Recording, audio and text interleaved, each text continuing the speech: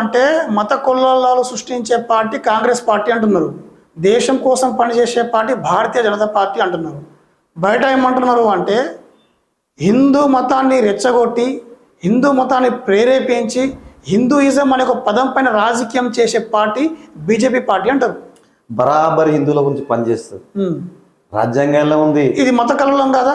వినండి, చిరంజీవి గారు బరాబర్ హిందువుల గురించి పనిచేస్తుంది బీజేపీ. పనిచేయదు అంటలేండి. ఈ దేశంలో ఉన్న వాళ్ళందరూ హిందువులు అని చెప్తున్నాం.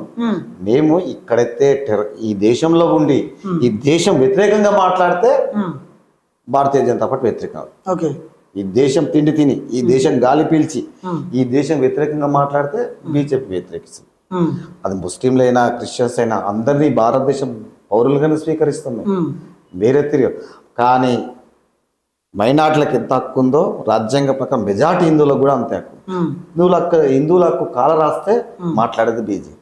బరాబర్ మాట్లాడుతుంది, అందులో డౌటే లేదు.